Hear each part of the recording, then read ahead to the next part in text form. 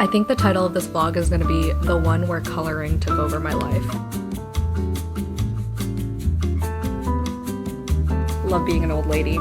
What's up, it's Jan back at it again with another nerdy bookish video. This is gonna be my May cramming vlog where I hopefully finish my May TBR.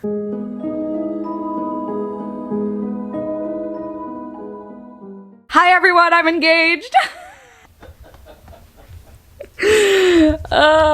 This is my first video I'm filming. Well, public video. Carmilla patrons got the whole thing in Michigan. But yeah, that happened. My June TBR will probably be up first, so I'll probably say this again in my June TBR because I'm filming that tomorrow and I want that up in a couple days. So this is the first vlog, I guess. Hey! Anyway, hi. This is my cramming vlog. If you don't know what these are, I've been doing this for way over a year now, and every single month in the last week or so, few days, whatever, of every month, I try to read as much as humanly possible. Just for funsies. Just for my personal sanity. But this time... we're gonna get fucking... No, it's currently the 27th. Okay, so Memorial Day weekend just happened. This just happened. It's Tuesday. When is June 1st? 28, 29, 30, 31. Sunday. So we have 4 days to finish my May TBR.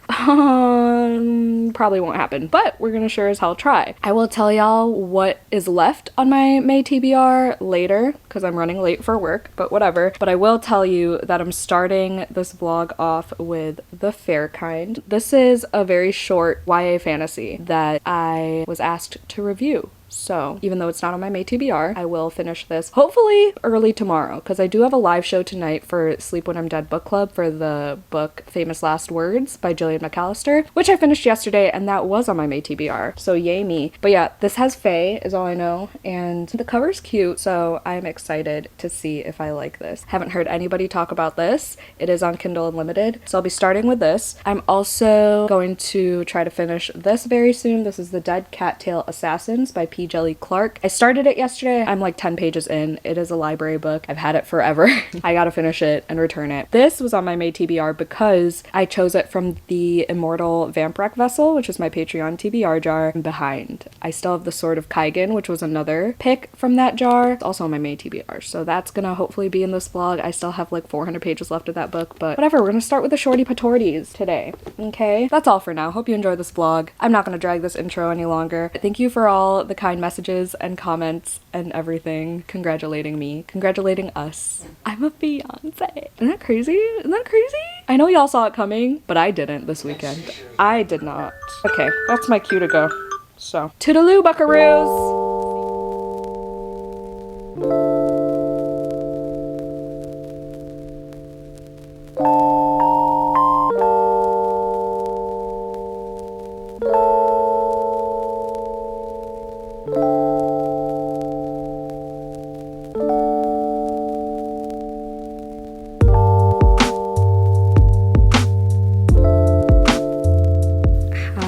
Sorry for this angle. We're using my little tripod. It is now 10 p.m. My makeup is like all types of messed up. I did the Famous Last Words live show. And that was pretty fun. Before that though was not fun because I spent like an hour at the post office because it was a whole dilemma, but we made it through. And I'm now officially 50 pages into The Fair Kind, 25% through. It's just like your typical YA fantasy where, you know, she's 17 now and there's this coming of age ritual called The Offering. In this case, there are these trials and classes to prepare for said ritual, but what's kind of unique about this is the fact that the word fairy is kind of that's Joey blowing his nose, is kind of derogatory. She called it a slur when someone called her mom a fairy. There's this whole thing with her mom, but we're mostly seeing her in these classes in this like secret school, academy, whatever, to prepare for her offering. The secret school thing kind of reminded me of The Chilling Adventures of Sabrina. So that was kind of cool. And we're also slowly learning the different offerings. Like there's growers, which is kind of a funny name, but who specialize in growing plants and things like that, like specialized plants. And there are healers and tempters who manipulate the mind, conditioners, but our main character Jane is, I believe, a tempter. So she's practicing and honing in her skills for that skill set, I guess. I don't know how to explain it, but my one thing that I'm kind of just like rolling my eyes at is the fact that some of the names are so on the nose, it's kind of cringy. Like, you know, the people who work with the plants, the growers. There's one person named Spruce who works with plants, and then there's another one named Remedy,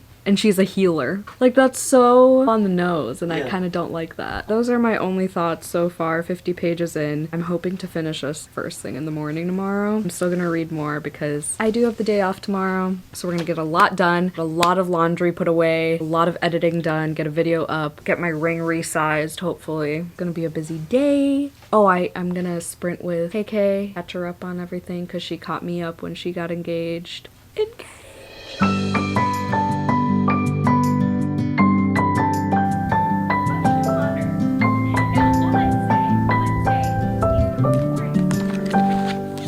May you always find your way to higher ground.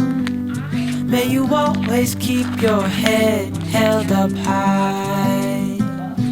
Pretty little thing, you're a diamond in the rough, shining from within. I can tell that you're tough. Just the sight of you when I'm at my weakest point makes a world of difference, oh you make me strong. Pretty little thing, you're a diamond in the rough, shining from within. I can tell that you're tough. Ordering a cup of love, feel it rising up and above. You will always keep my heart and soul strong. Plant your seeds and watch them grow. The light will always know where to go. You will always keep my heart and soul strong.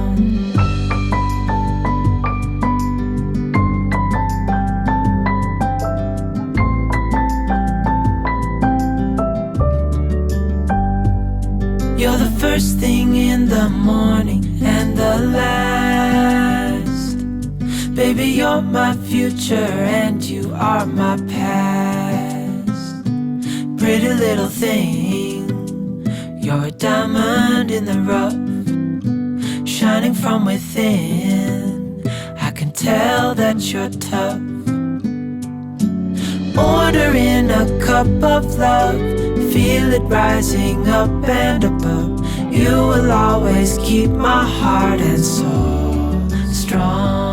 Hello, we're back at this angle. I'm about to film my June TBR. Got up at 5 today. I did my planner setup. I gotta do my Bujo setup today because it's currently the 28th and I want to get that done. And I got a video up today. I've been doing Discord sprints with my patrons. I just love Wednesdays. Oh, you got a hair stuck to y'all. I have been reading The Fair Kind. I'm almost done with it. No, I'm not. I'm not even 100 pages in. I honestly kind of fell asleep for like 10 minutes. It's not bad. It's a YA fantasy, but like it feels like a younger side of YA. It's not like, you know, the romantasy new adult type of YA that we get nowadays. We got another on the nose name, Bud, who's also a grower. I think I have somewhat more of a grasp on what conditioners are because there was this part where I believe they were on a boat or something. Whatever, it was cold and there was one character who was like, "Brr, it must be great to be a conditioner to be able to warm yourself up when it's cold like this," or whatever. So I don't really know how to articulate that, but I guess conditions as in like either the weather or yeah, I guess the environment. You get to control the weather and the environment. There's a lot of bullying in here. It kind of reminds me of the bullying in On Wings of Blood by Briar Boleen. I still don't know how to say their name. That was annoying to read, but in like a, not entertaining, but you know, it kept me reading. There was this whole thing with the character named Remedy. She was getting bullied. There was this random romantic scene right before the big bullying scene, and I was just like, whoa, but I guess that was the purpose. There was a purpose for it. I feel like this is gonna suffer from being too short because I like what it's doing, but I feel like the scenes that could be bigger or should be bigger are so brief because it's trying to fit itself into a less than 300 page book. I mean, I'd like to see where it goes. It could be a 4, it might be a 3. We'll see. I'm putting myself in the mindset of the target audience, like younger YA. I'm having a decent time reading it. Oh, and we just learned that humans do not know that the fair kind exist. To them, humans are very scary. They know they shouldn't fuck with them. They just shouldn't interact. They don't get along. I'm gonna hopefully finish this very soon and continue the Dead Cattail Assassins, but I'm also really in the mood for just like a contemporary, either romance or just the lit fic,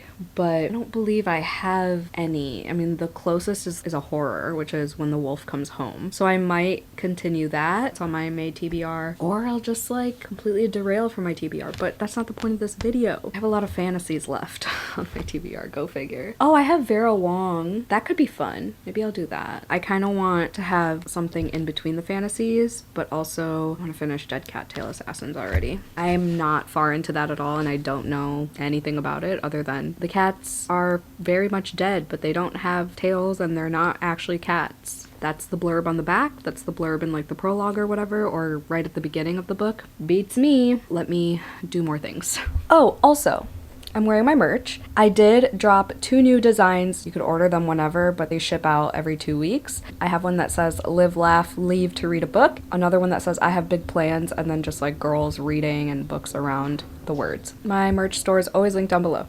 Oh, there goes my alarm for my sprint. Hi, I got my ring resized, so it's not here for the next week-ish, so I'm sad. But I finished my first book of the vlog. Is this the right SD card? I think so.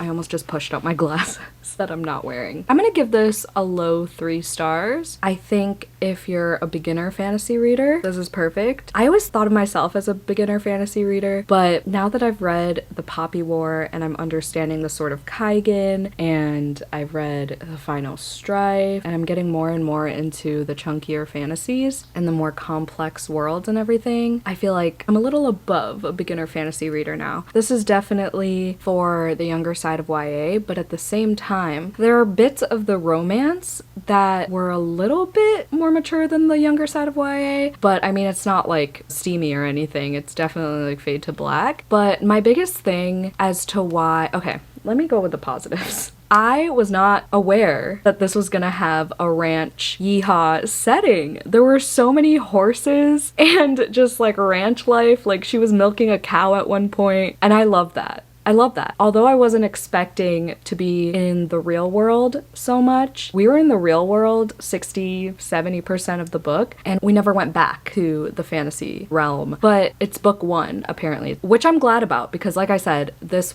would have been better with more development and a slower pace. I feel like the romance was way too fast. There were 2 relationships. They went way too fast, and then the thing that I hate in books happened, and that part was way longer. There were massive time jumps, but then there would be some chapters where it just picks up from immediately after the last chapter. So the pacing was weird, but again, for beginner fantasy, I feel like that's more forgivable. But I love, like I said, I love the ranch situation. I love the humor in this. Our main character, Jane, gets plopped into the real world with this family and this ranch, and she meets this boy, and he's like helping her trying to, you know, get used to the real world. She's very confused about what family movie nights are, or certain foods that they're eating, just human things, human everyday mundane things. I always love that when, well, I love that sometimes when people or creatures or whatever who aren't from our world are trying to figure out or like shitting on things that humans do or why we act the way we act, because sometimes we don't realize how weird things we do every single day are. Like, let me pull up my notes. But yeah, I just love that fairy is such an insulting, derogatory term for them. I don't know. It was just funny because when she was talking about it with someone, the other character was like, fair kind? That sounds weird. And then she was like, oh, but mankind doesn't? And the other character was like, fair. There were some good plot points. Like there was this prophecy thing. We learned a little bit about our main character's backstory with like her mother and finding out who her dad is and things like that. But I wish there was more of that. It said she started falling victim to the most humanistic thing of all, consumerism. So I just thought that awareness of human tendencies was done well, and there was a plot point with things with her powers and lack thereof.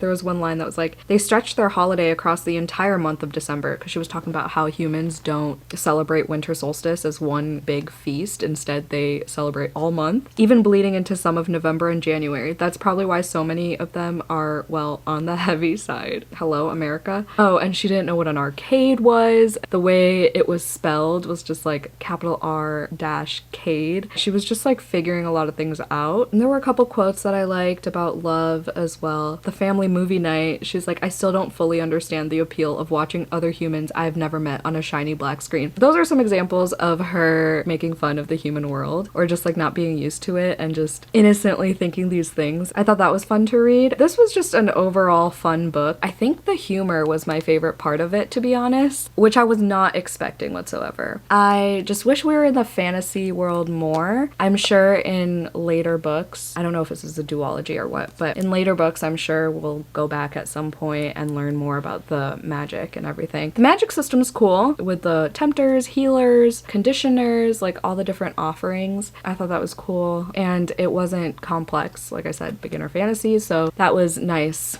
on my baby brain cells. I feel like if it wasn't on a ranch, if it was a different setting where it wasn't like a small town vibe, it might have been a 2-star for me, but that really solidified it. It would have been a 2, mostly because of that prolonged scene, detailed scene of the thing I don't like in books. If you know, you know. I don't really want to give anything away in that regard because it is towards the end. So there's that. It's a short little fun book, so if you're looking for an easy breezy YA fantasy, I recommend this one. Next order of business, I think I'm gonna start my audiobook for Vera Wong's Guide to Snooping on a Dead Man so that I can get my shit together a little bit whilst also still reading. I have a lot more to do, and it's already 8 o'clock. I took a nap. I took a couple naps today. I've just been so tired, and it was gloomy and rainy today. I also took a rain check with KK because I was like, I'm sleepy. So I took a nap before we left to go to the jeweler. I don't know what I'm in the mood for next. I think I might just roll with it and hope I'm in the mood for Vera Wong.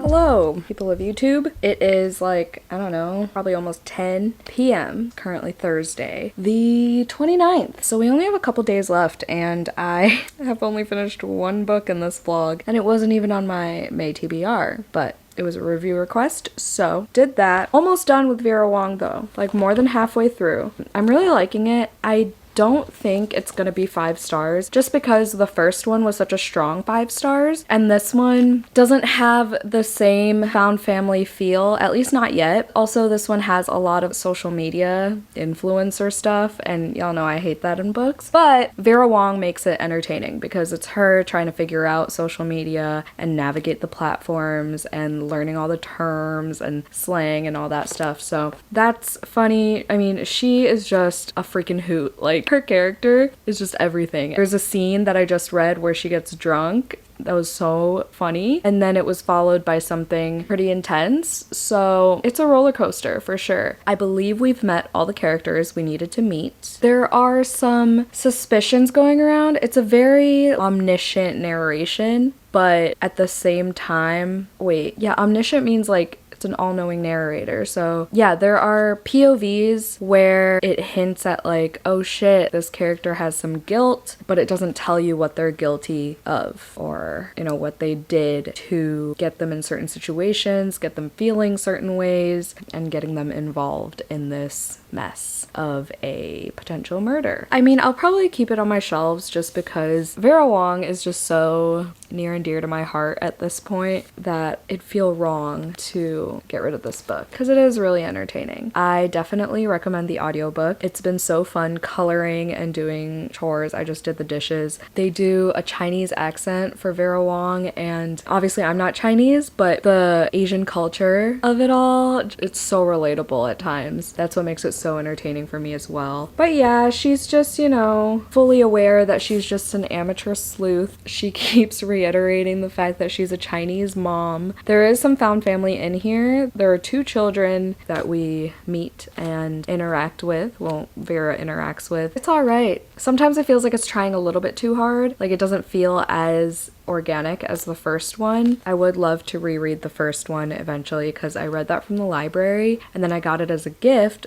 from one of my subscribers and I have yet to annotate it. I am 186 pages into this book and I'm hoping to finish it tomorrow. This will probably get me back onto my audiobook kick. I've been off it for a while. I've been trying pretty consistently, but it never sticks, and like on my way home I always switch to music or I just play a YouTube video in the background. But I just made another Instagram for coloring because I want to hold myself accountable to actually sticking to this hobby because I have so many coloring books at this point. I want to get more markers, but I need to justify getting more markers. I need to be better at it. So it's Jan Tries to Color. I'll link it down below. So that's a new exciting thing, I guess. But yeah, my cramming vlogs have been so bad lately. I don't know what it is. I think it's because I've been doing so many vlogs at once this year, like consistently, that I can never just focus on my cramming vlog. I try to, but my mind is always just wandering. Whatever.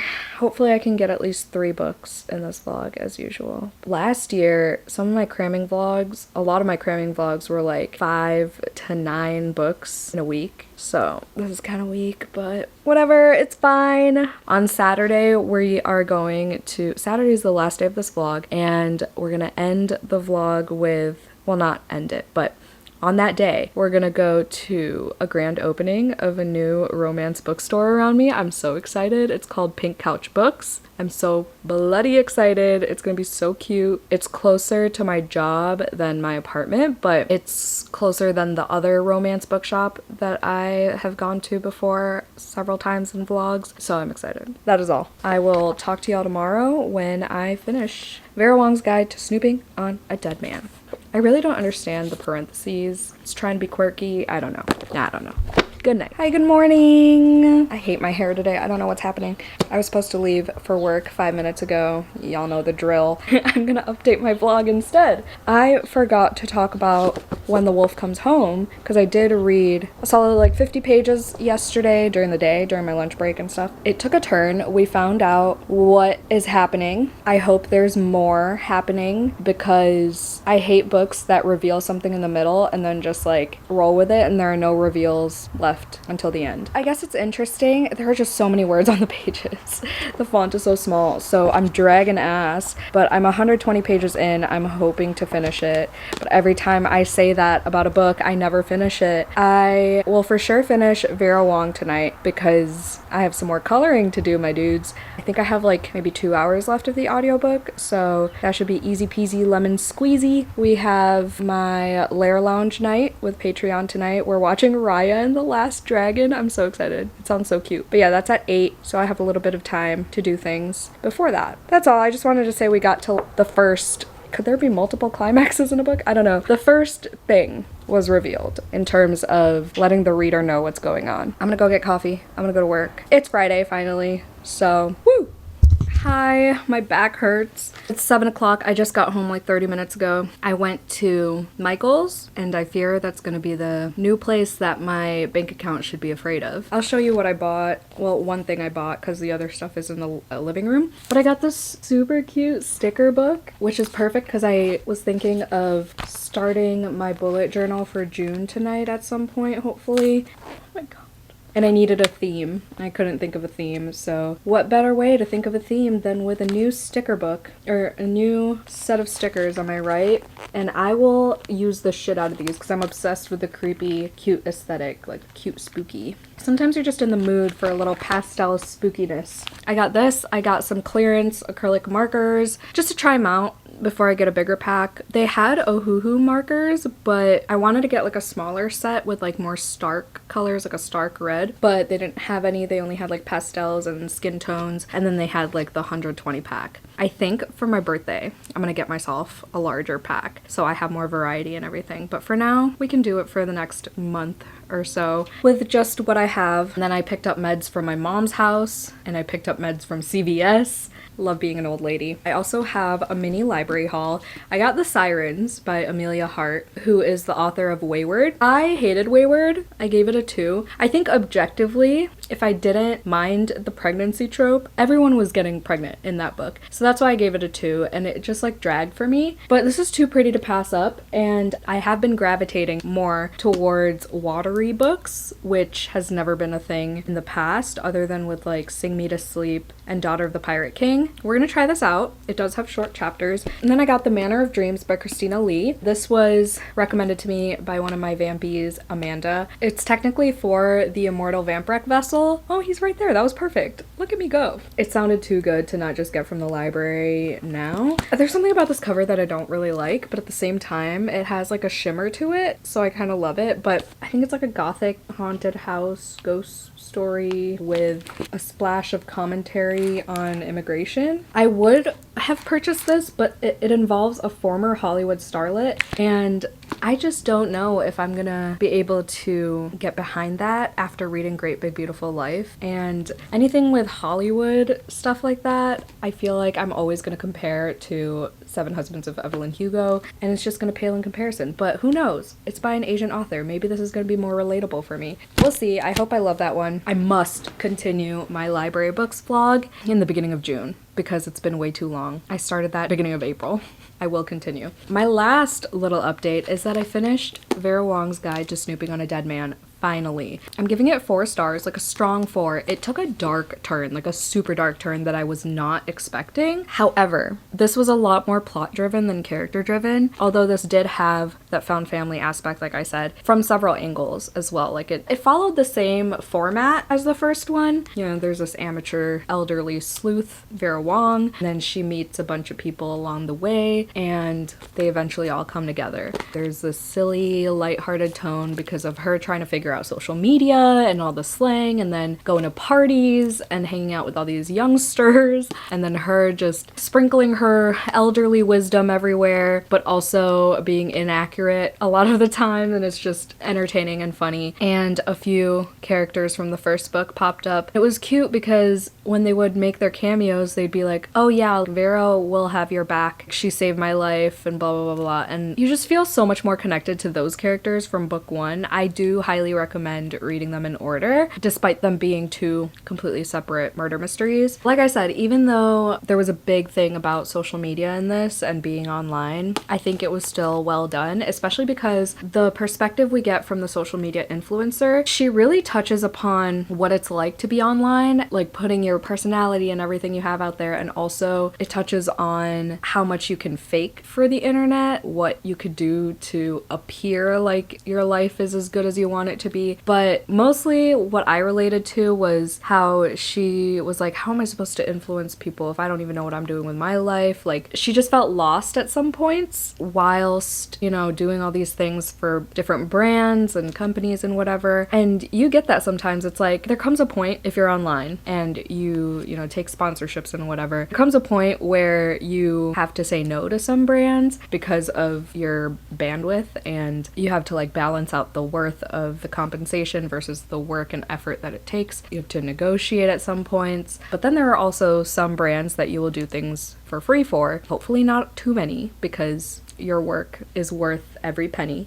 Okay, never sell yourself short. Know your worth. That's my advice. But we've all done the free thing, you know, just to get free shit and talk about it, which is fine, because if you genuinely like the products, you do the damn thing. My thing is, as long as it's genuine and you keep your authenticity and you know, genuinely love the products and you're not just like selling yourself out and just like being fake, then I don't see a problem with that. But make sure you eventually get rewarded for your work and effort and time, because that is all precious. Anyway, I don't know why I went on that tangent. I'm just gonna end with a fun fact for this. She owns a tea shop, so I'll do fun facts about tea. I don't think I've ever done that before. Legend has it that Emperor Shen Nung discovered tea when leaves from a wild tree fell into his boiling water. The dry weight of tea leaves can have more caffeine per gram than coffee. I like that legend one. Ooh, the art of reading tea leaves is known as tasseography. Cool. That's that on that. I can't believe this is a 10.5-minute clip. I will talk to you in a few. I'm probably gonna color tonight because I did get a new coloring book from Michaels.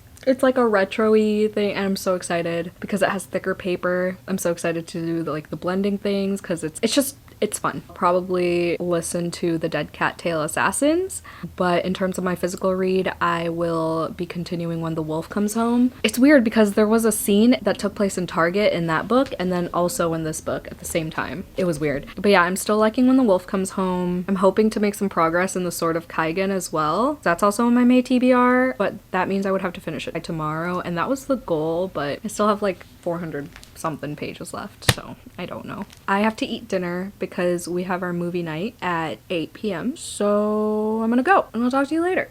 Goodbye. Hi, I'm wearing this is my romance reading sweatshirt from Hellolovelybox. Use my code JustJan15. We're gonna go to a romance bookstore called Pink Couch Books. That's Joey cracking a cold one.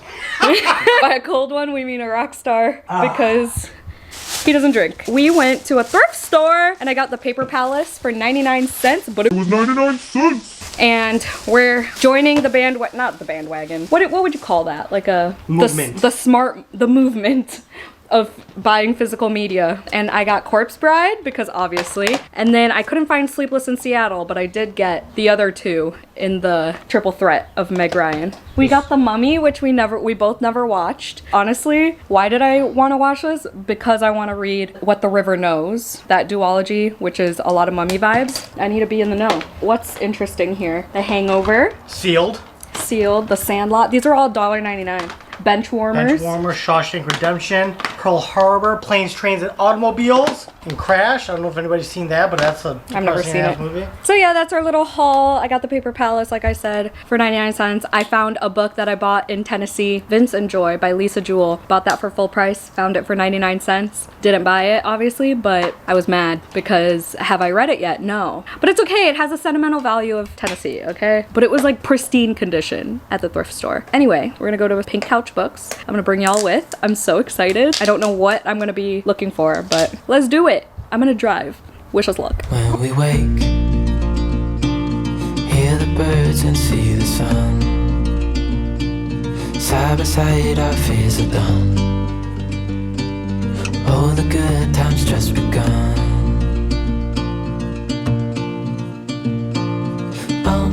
We know what we have, let's hold on tight. Found what we're looking for in life. Call us crazy, but things are finally right. With you and I. I think this book is putting me in a little bit of a slumpy mood. And I think it's mostly because I've been reading it for way too long, knowing damn well how not long it is. Does that make sense? Like, it's less than 300 pages, and yet I'm still not done with it. I have 60-ish pages left, so I'm gonna sit here, finish it. I feel like this could have been a novella, to be honest with you. It will most likely be 4 stars. I think for the amount that he explores grief, other familial issues, the horror elements, the creature parts, the stuff with the kid as well, and the medical issue that she may or may not be going through, I think that could have all been done in a novella. I feel like we don't really need the investigator's perspective. I feel like that is what made it a novel length. I like her relationship with her mom. I think it could have touched on all those points in a novella. I feel like if this were a normal font and like a normal height of a paperback, this would have been like 350 pages because that's wild. The lack of margins and everything. Thankfully, the chapters are short, so can't complain in that department. There have been some things revealed about family members. It's feeling like a 4. I'm ready for it to be done. I'm kind of sad, but it's good. This is mostly a me problem, but at the same time, I feel like it would have been more enjoyable as a novella. On another note, I colored a picture today, just now after dinner. I'm too lazy to go grab it, but it's Beetlejuice inspired, and I think it came out really well. If you want a closer look, it's gonna be on my Instagram, Jan Tries to Color. I get to add another link on my description. In every single picture that I've done so far, there have been things I've messed up, and this is not just me saying, oh, it's not good in my eyes. Like, I'm proud of this, but I know there are parts I messed up, like the stars, but don't look at it. Don't look at it. But I did that background myself. I like measured them out and everything. The last one is a little too big, but nevertheless, they're straight. They're straight lines. I'm gonna sit here and read. It is 9 o'clock. The romance bookstore was super cute. Joey was like, isn't it wild that you have like 2 or 3 times the amount of books in this store right now? And I was like, honestly, that's a problem. But it was super cute, and I talked to the owner, and I'm so glad. It's like a 20-minute drive from my job, 40-minute drive from my apartment. That's my new go-to romance shop for sure. I got my TBR up today, but I need to edit my Mackinac Island vlog for my Carmilla patrons, my top tier patrons. My proposal video is gonna be in there, and I also want to post it on YouTube Shorts, but I want my Carmillas to get first look because I promised them. So I gotta edit that. Hopefully tomorrow. It's gonna be a day late, but hopefully tomorrow I can get it up because I'd rather finish a book to end May. And tomorrow we're going to Joey's parents' house, but it doesn't matter because I'm gonna start a whole new vlog. Then I'm gonna end this one as soon as I finish When the Wolf Comes Home. I think the title of this vlog is gonna be The One Where Coloring Took Over My Life.